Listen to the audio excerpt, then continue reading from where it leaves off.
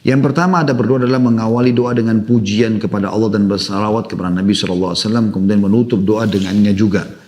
Ya, ini banyak sekali penjelasan yang dipaparkan oleh para ulama berhubungan dengan masalah ini ya. Di antaranya diambil daripada hadis Nabi SAW yang sahih, kullu amrin la yubda bismillah fahuwa aqta. Semua perkara yang tidak dimulai dengan menyebut nama Allah maka dia terputus dari rahmat Allah. Ya.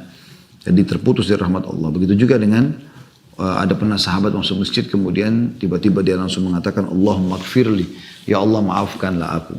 Kata Nabi SAW, istajala adza. Orang ini buru-buru sekali. Harusnya dia memuji Allah dulu, membaca salawat pada diriku, kemudian baru dia menyampaikan hajatnya. Dalam riwayat lain kata Nabi SAW, semua doa yang tidak dimulai dengan salawat denganku maka akan terhijab, tertutup. Oleh karena itu minimal teman-teman bilang Alhamdulillah wassalatu wassalamu ala rasulillah. Itu bahasa Indonesia, segala puji bagi Allah dan juga salawat dan taslim kepada Nabi besar Muhammad sallallahu alaihi wa ala alihi wa sahbihi wasallam.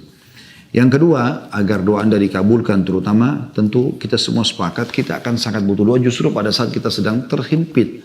Ya, lagi sakit ingin sembuh dari bangkrut, ingin bangkit kembali dan segala macam ya. Maka kata beliau yang kedua adalah senantiasa berdoa di saat lapang dan juga sempit, senang ataupun susah. Ya. Ini ada putun nomor 305 dikatakan sebagaimana diriwayatkan oleh Tirmidzi dan lainnya dan dihasankan oleh Al-Albani. Ya. Ada juga hadis Nabi SAW yang berbunyi, kenalilah Tuhanmu pada saat kau sedang lapang maka dia akan kenali kau pada saat kau sedang susah. Justru sekarang kalau badan Anda sehat, rezeki Anda masih melimpah ya. Anggota tubuh masih sempurna, Masya Allah. Makanan, minuman ada, istri, suami ada, anak-anak ada, segala macam ada. Ada semuanya gitu kan.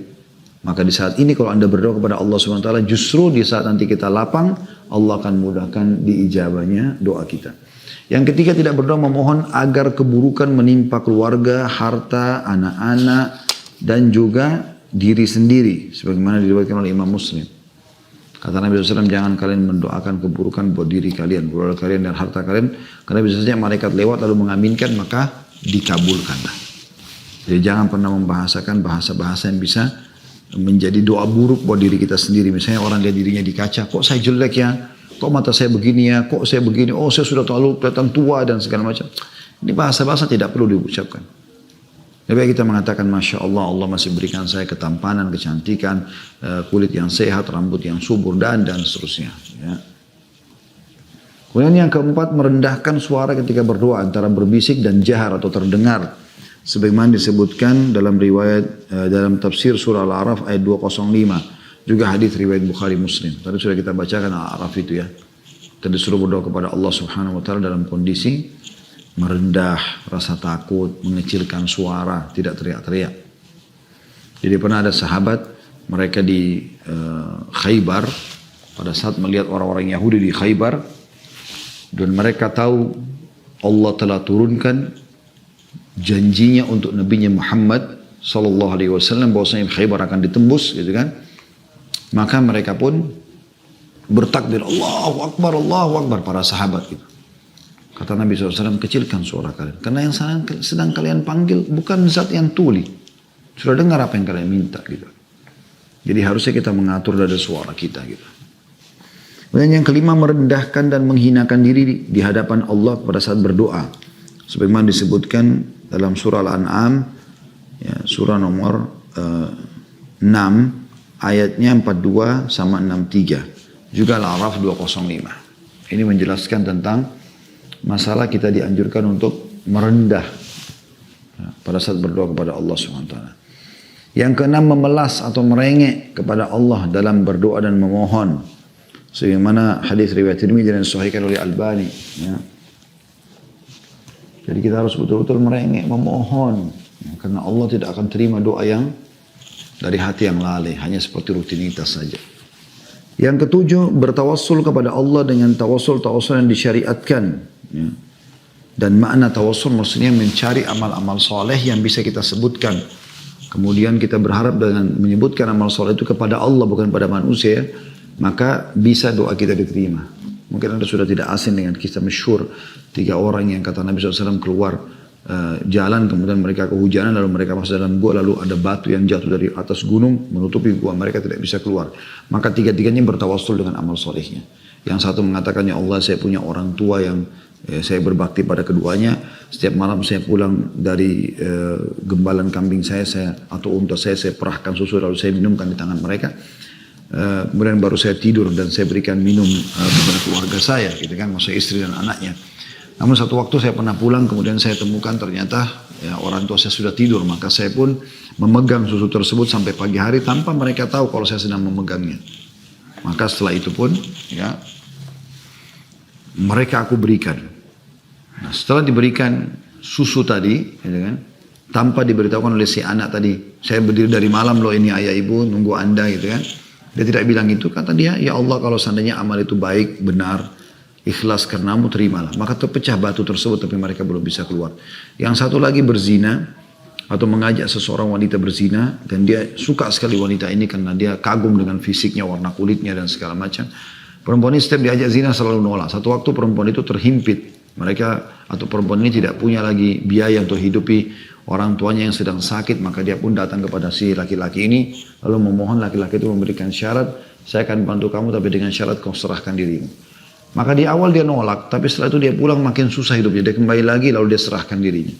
Setelah, kata orang ini, setelah saya pun sudah berhasil menguasainya, ya, saya berada di antara keempat kakinya, maksudnya di dua pahanya dan dua tangannya, artinya dia sudah tinggal memasukkan kemaluan di kemaluan. Tiba-tiba perempuan itu mengatakan, bertakwalah kepada Allah, jangan kau letakkan cincin kecuali pada tempatnya, maksudnya jangan kau berzina.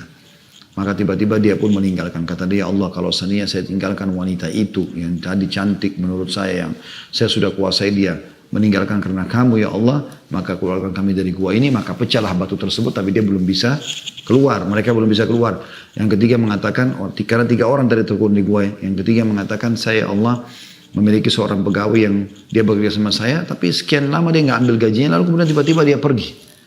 Maka saya tidak tahu di mana keberadaannya, karena zaman dulu nggak ada telepon kayak kita sekarang bisa cek segala macam, ini nggak ada. Atau ada medsos lah secara umum ya. Maka saya pun akhirnya dia bilang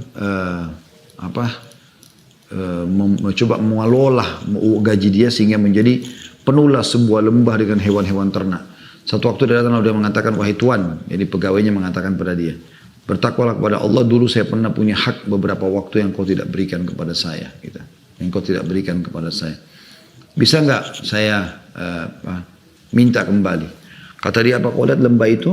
Kata pegawainya, iya. Mantan pegawainya mengatakan iya. Kata dia, itu adalah hasil gajimu yang saya kelola dan itu semua milikmu. Maka ya Allah, pegawai itu pergi mengambil seluruh satu lembah itu, tidak tinggal 1 ekor pun buatku. Kalau itu ikhlas karenamu, keluarkan kami dari gua ini, maka hancurlah batu tersebut yang menghalangi gua yang cukup untuk mereka bisa keluar bertiga. Nah, ini contoh bertawassul namanya, ya, dengan amal saleh.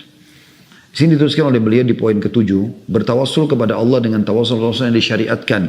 Seperti contohnya bertawassul dengan nama-nama dan sifat-sifat Allah dalam berdoa. Misalnya kita bilang, ya Ghafur, ikfirli, ya Tawwab, tub alaiya, wahai zat yang maha pengampun, ampunilah aku, wahai zat yang penerima tobat, terimalah tobatku, dan seterusnya. Kemudian yang B, dia masih di poin 7, bertawassul dengan amal-amal soleh yang pernah dilakukan. Ini sebagaimana tadi saya kasihkan contoh, 3 orang yang terkurung di gua. Poin C, bertawassul dengan doa orang-orang soleh yang masih hidup. Ya, Anda boleh ya datang kepada orang soleh lalu Anda minta agar dia doakan kepada kita, baik itu orang tua kita atau orang-orang lain. Yang ke-8, mengakui dosa-dosa dan mensyukuri nikmat-nikmat Allah saat berdoa. Ya, berdasarkan hadis Bukhari. Jadi kalau kita punya dosa, kita mengatakan, ya Allah, aku akui dosaku padamu, ya Allah, maafkanlah aku, dan jangan kau haramkan aku dari rezekimu karena dosa itu, dan seterusnya. Yang ke-9, tidak memaksakan diri untuk bersajak dalam berdoa. Sebagaimana disebutkan, ya, diambil dari buku Agar Doa Dikabulkan, halaman 65 sampai 66. Nah, dia menyampaikan apa adanya, curhatannya kepada Allah SWT. Yang ke-10, mengulangi doa 3 kali. Disebutkan dalam hadis Bukhari Muslim. Jadi usahakan disebutkan minimal 3 kali doa yang kita sampaikan. Kemudian yang ke-11, menghadap kiblat. Sebagaimana disebutkan dalam hadis Bukhari dari hadis Abdullah bin Zaid radhiyallahu anhu. Kemudian yang ke-12, mengangkat kedua tangan saat berdoa. Ini juga diambil dari buku sama, Agar Doa Dikabulkan, halaman 67 sampai 68. Ya, kemudian yang ke-14, menangis ketika berdoa karena takut kepada Allah. Ini juga diambil dari buku yang sama di halaman 68 sampai 70. Kemudian yang yang ke-12 tadi mengangkat kedua tangan saat berdoa. Yang ini ada hadisnya, kata Nabi SAW, Allah malu mengembalikan tangan hamba yang diangkat ke langit dalam keadaan kosong. Maksudnya dikembalikan dalam keadaan kosong. Yang ke-13 berwudu sebelum berdoa, ini termasuk adab yang penting ya. Berwudu sebelum berdoa, walaupun ini bukan keharusan tapi sunnah. Yang ke-14 menangis ketika berdoa karena takut kepada Allah. Jadi kalau kita pernah berbuat dosa, khawatir Allah hukum dan segala macam, itu bagian daripada hal yang sangat ditekankan. Yang ke-15 menampakkan rasa butuh kepada Allah saat berdoa. Dan jangan acuh tak acuh, tapi tunjukkan kebetulan seperti Anda kalau minta pada atasan Anda. Atau Anda lagi terlilit utang gitu kan. Dan Anda pengen agar meminjam uang kepada seseorang. Kira-kira bagaimana Anda meyakinkan orang tersebut? Mungkin Anda sambil menangis, Anda datangkan anak Anda yang susah, yang beberapa hari nggak makan dan segala macam. Anda datangkan bukti-bukti kalau Anda memang terlilit utang dan dikejar oleh orang-orang. Supaya Anda yakinkan kepada dia. Maka Anda harusnya tunjukkan rasa butuh itu kepada Allah. Yang ke-16, memulai berdoa untuk diri sendiri apabila berdoa untuk orang lain. Atau sebelum berdoa untuk orang lain. Selalu doakan diri sendiri dulu. Dan ini disebutkan dari hadis riwayat Tirmidzi dan disahihkan oleh Albani. Yang ke-17, tidak melampaui batas dalam berdoa. Ya, berdasarkan hadis Abu Daud dan dihasankan oleh Albani. Jadi tidak melampaui batas dalam berdoa. Maksudnya meminta hal-hal yang memang sudah tidak mungkin gitu ya. Seperti minta dihilangkan malam, dihilangkan siang, berubah jenis kelamin dan segala macam, ini nggak mungkin. Yang ke-18 bertaubat dan mengembalikan hak orang yang diperoleh secara tidak hak atau tidak benar. Sebagaimana hadis riwayat Muslim. Jadi kalau masih ada hak orang lain biasanya doa kita malah belum dikabulkan. Kemudian yang ke-19 ya. Berdoa untuk kebaikan kedua orang tua dan diri sendiri. Sebagaimana hadis riwayat, disebutkan dalam Al-Quran surah Al-Isra ayat 24, Ibrahim ayat 41 dan Nuh ayat 28. Yang ke-20 berdoa untuk diri sendiri dan untuk orang-orang mukmin. Tadi kan berdoa untuk kedua orang tua, poin 19 dan diri sendiri. Kalau poin 20 berdoa untuk diri sendiri dan juga orang-orang beriman. Doa yang masyhur dalam Al-Quran yang Rabbana ighfir lana wa li ikhwanina alladziina sabaquna bil iman. Wahai Tuhan kami, ampunilah kami dan orang-orang yang mendahului kami dari beriman, ya, yang sudah beriman. Wala taj'al fi qulubina ghillan lil ladzina amanu. Ya Allah, jangan kau jadikan dalam hati kami kebencian terhadap orang-orang beriman. Rabbana innaka raufur rahim. Maksudnya Allah engkau maha lembut dan maha pengasih. Kemudian yang ke-12 tidak boleh berdoa kecuali kepada Allah. Kecuali kepada Allah. Dan ini hal mendasar teman-teman yang harus kita garis bawahi. Izinkan saya tutup teman-teman sekalian pertemuan kita ini dengan momen-momen diterimanya doa. Yang pertama kata beliau adalah malam Lailatul Qadar. Ini sudah masyhur ya. Kemudian yang kedua antara azan dan iqamah. Nah, ini usahakan teman-teman selalu luangkan waktu karena azan iqamah itu pendek sekali waktunya. Tapi Allah Subhanahu wa taala kabulkan ya. Karena kata Nabi SAW di dalam hadis yang diriwayatkan oleh Tirmidzi dan disahihkan Albani, doa di antara azan dan iqamah tidak ditolak. Kemudian di penghujung malam, ya, menjelang subuh itu sepertiga malam, itu jelas hadisnya di mana Nabi SAW bersabda, kalau tertinggal sepertiga malam maka Allah akan turun ke langit bumi lalu bertanya kepada para malaikat, adakah yang memohon saya berikan, adakah yang minta tolong saya tolong, adakah yang punya hajat saya penuhi. Kemudian juga saat mendengarkan ya panggilan azan menuju sholat fardu sebagaimana disebutkan dalam hadis Abu Daud dan disahihkan oleh Albani ya. Juga termasuk ketika hujan turun ya. Sebagaimana disebutkan dalam hadis riwayat Abu Daud dan dihasankan oleh Albani. Ini sekarang lagi mau masuk musim hujan ya. Ini sangat luar biasa waktu-waktu yang mustajab doa. Banyak orang berkeluh kesah, harusnya kita selalu berdoa kepada Allah Subhanahu wa taala. Kemudian yang selanjutnya adalah saat pertempuran dalam jihad sedang berkecamuk. Sebagaimana disebutkan dalam hadis riwayat Abu Daud dan disahihkan oleh Albani. Kalau terjadi peperangan ya. Selanjutnya juga di hari Jumat. Di hari Jumat.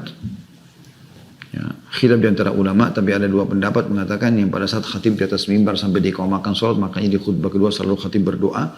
Dan yang terakhir adalah Untuk pendapat yang kedua selepas asar sampai terbenam matahari.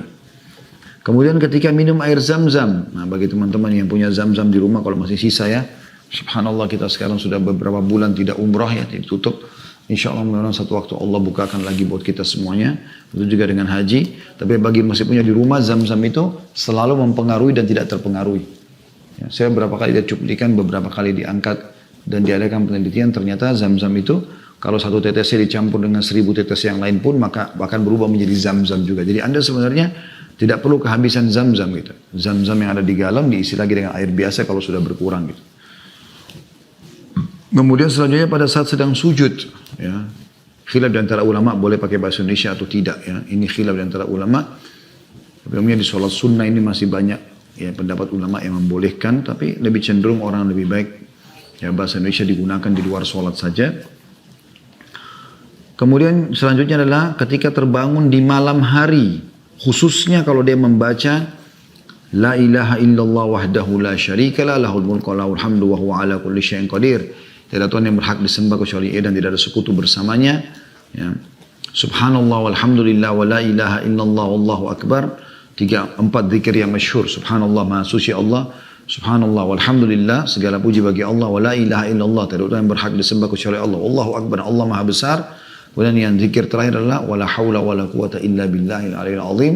Tidak ada daya dan kekuatan kecuali milik Allah yang maha mengetahui. Ya. Kalau orang baca ini pada saat terkaget di malam hari, maka Allah pun akan mengampuni dosa-dosanya yang lalu. Kalau dia berdoa akan diterima dan kalau dia sholat akan diterima. Ya. Begitu juga dengan membaca, libatkan dalam doa kita doanya Dhannun. Dhannun ini Nabi Yunus AS. Nabi Yunus itu dalam perut ikan paus, beliau membaca apa? La ilaha illa anta subhanaka inni kuntu minadh dhalimin. Siapa yang membaca ini kata Nabi SAW dalam doanya maka Allah akan kabulkan doanya. Hadis ini diriwayatkan oleh Tirmidzi dan disahihkan oleh Albani. Juga saat ditimpa bencana, sebagaimana hadis riwayat Muslim, ini juga doa dikabulkan oleh Allah Subhanahu Wa Taala. Justru pada saat ada masalah kita berdoa karena kita dianggap orang-orang yang sedang membutuhkan atau muttor. Ya. Juga termasuk setelah seorang Muslim meninggal dunia. Ya. Riwayatkan Imam Muslim, maksudnya orang yang hidup mendoakan orang yang sudah mati. Ya. Kemudian juga doa yang dibaca dari orang-orang yang masih hidup, yang saleh, yang kedekatan dirinya kepada Allah Subhanahu Wa Taala sangat bagus, maka itu dikabulkan. Juga masuk dalamnya doa Muslim terhadap Muslim yang lain. Jadi kalau Anda didoakan oleh Muslim siapapun, ala zahril ghaib, tidak nampak depan mata, dia doakan kita sembunyi-sembunyi, maka itu juga dikabulkan oleh Allah Subhanahu Wa Taala. Kemudian juga di bulan Ramadan yang sudah masyhur ini diterima doanya ya orang-orang yang berdoa, terutama yang puasa. Kemudian ketika ayam berkokok, ya, semuanya disebutkan dalam hadis Bukhari Muslim semuanya ini, kalau ya akan dikabulkan doa pada saat kita mendengarkan kokokan ayam. Kata Nabi SAW, kalau kalian dengarkan kokokan ayam, maka sebaiknya ya Anda berdoa. Ya.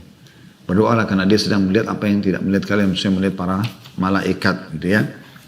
Dan yang terakhir teman-teman sekalian adalah berdoa pada hari-hari 10 awal bulan Zulhijjah kata beliau, dan disebutkan sebagaimana disebutkan dalam hadis Bukhari.